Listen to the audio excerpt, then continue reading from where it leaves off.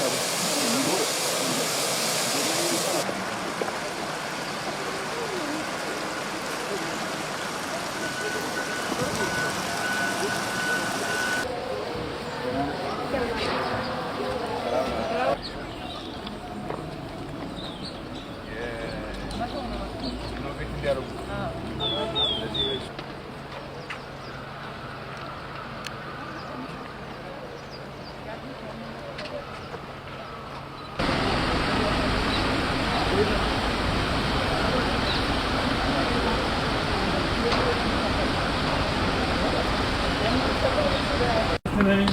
morning.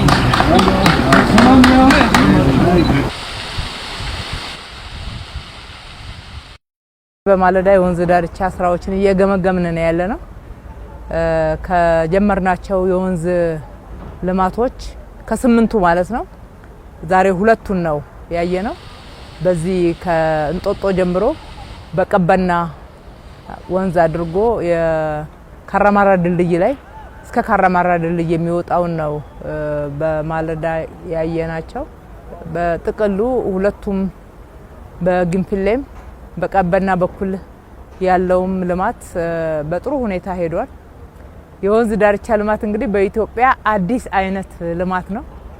በድፍረት የጀመርነው ነው። በድፍረት ጀምረን በብቃት በልቀት ሰርተናል ብለን እናምናለን። ስራዎቹ ይሄንን ይመሰክራሉ።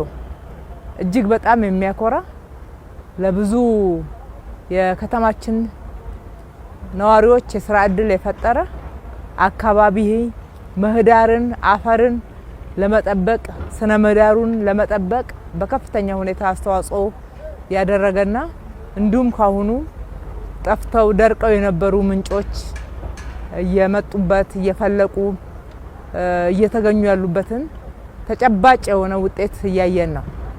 በዚህ መንገድ ላይ ቀድሞ ከነበረው ጫካ ጋራ አንድ ላይ አሁን የተሰራው ስራ ወክወዩ የተሽከርካሪው የሳይክል መንጃው ድልድዮቹን አጠቃላይ በየቦታው የተሰሩ ግድቦች ውሃው መጥራቱ ከብክለት ነፃ መደረጉ አጠቃላይ ደምረን ስናየው በእውነት ትልቅ ስራ ከፍ ያለ ስራ ሀገርን በከፍተኛ ሁኔታ ለመጪው ትውልድ ለማሸጋገር የሚችል ዘላቂ ልማት የተሰራበት ነው። እነኚህ ወንዞች ላይ ሽታቸው እንኳን ጠጋ ብሎ ለመሄድ የማይቻል ነበር። የቆሻሻ መጣያ ናቸው። በተለያየ መንገድ ወንጀል የሚሰራባቸው ጨለማ ስፍራዎች ሰው የማይጠጋባቸው ነበሩ። በተለያየ መንገድ ህገወጥ ተግባር የሰሩ ወይንም ወንጀልን የፈጸሙ ሰዎች መጥተው የሚሸሸጉበት ካስፈለገም ደግሞ እዛ ትናንሽ ቤቶችን ሰርተው የሚኖሩበት አካባቢ ነበር። ዛሬ ጫካው ተገልጧል፣ ጨለማው በርቷል። ለከተማችን ትልቅ የቱሪስት መዳረሻ ስፍራ ሆኗል። የከተማችን ነዋሪዎችም ደግሞ መናፈስ አለባቸው። ለጤንነት በጣም አስፈላጊ ነው። ጤናማ አካባቢ ሆኗል። ውበትን ተጎናጽፏል። እነ ስዊዘርላንድን በብዙ ሁኔታ በብዙ መንገድም እናደናንቅ ነበር። ዛሬ ግን ፈጣሪ የተመሰገነ ይሁንና ሀገራችን የምናደንቅበት የአዲስ አበባን ወንዞች ዳርቻ እንዴት በጎበኘ ነው የሚያሰኙ መሰረተ ልማቶች ውጤታማ ሆነውልናል። ከዚህ ከእንጦጦ ጫፍ እንጦጦ እንግዲህ በሁለት በኩል ነው መነሻ የሚሆነው። በአንደኛው በፒኮክ በቀጨኔ በመቀጣይ አድርገን ወደ ፒኮክ የምንገባበት ነው። እስከ ካራማራ ድልድይ ድረስ እስከ ቦሌ ሩዋንዳ የሚሄደውን እያለማን ያለ ነው። በስተ ግራ በኩል ደግሞ ከእንጦጦ ጫፍ ስር ከፏፏቴ ነው የሚነሳው ማለት ነው። ከትልቅ የውሃ ምንጭ ነው የሚነሳው። በዛ አድርጎ በዚህ በፈረንሳይ በኩል በጣሊያን ኤምባሲ በኩል አድርጎ ቀበናን ይዞ እስከ ካራማራ ድልድይ ድረስ በፒኮክ አልፎ የሚሄድ ነው። ይሄኛው 19 ኪሎ ሜትር ነው ዛሬ የምንገኝበት። በፒኮክ በኩል ያለው በፒያሳ በኩል የሚያልፈው ደግሞ 21 ኪሎ ሜትር ነው። በአጠቃላይ አዲስ አበባ ላይ ያለማናቸው ያሉ ወንዞች 48 ኪሎ ሜትር ደርሰዋል። 8 ወንዞች ናቸው። አሁን የምንገኝበት ደግሞ ቀበና ድልድይ ጋር ነው። እንደዚህ አይነት ግድብ አይታሰብም በአዲስ አበባ ውስጥ። ትልቅ ግድብ ሰርተናል። ትልቅ መዝናኛም ነው፣ የቱሪስት መዳረሻ ነው። ለአካባቢው ትልቅ የሆነ ጤናማ እይታንና ጤናማ መዝናኛ ቦታን የሚፈጥር ነው። እንደገና ደግሞ በከተማችን ላይ ያለውን የመጠጥ ውሃ ችግር ለመፍታትም ጭምር የተጠቀምንበት ነው ማለት ነው። ትልቁ ግድብ ነው የሚሆነው በከተማ አይታሰብም ነበር አለ አዲስ አበባ ውስጥ እንደዚህ ግን መስራት ማሰብ ብቻ ሳይሆን አስበን መተግበር ችለናል። ዋናው እንግዲህ ምናብ ነው የምንለው ለዚህ ነው።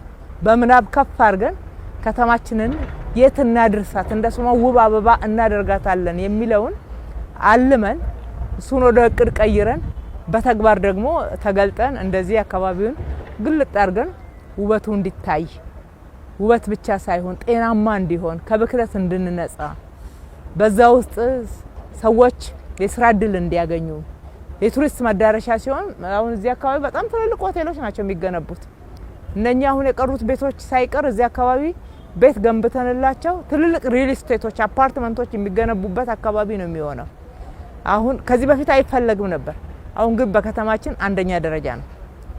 ብዙ አልሚዎች ወደዚህ ብትመጡ ሳትቀደሙ ጥሪ እናደርግላችኋለን። ይሄ ነገ የማይገኝ ስፍራ እንደሚሆን ምንም ጥርጥር የለም።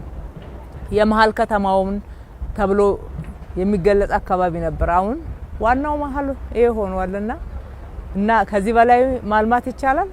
ከዚህ በላይ ልንጠቀምበት ልናስውበው እንችላለን። እኛ በሰፊው ሄደንበታል። ከዚህ በላይ ደግሞ ለማላቅ ባለሀብቶቻችን የግል አልሚዎች ያስፈልጉናል ማለት ነው።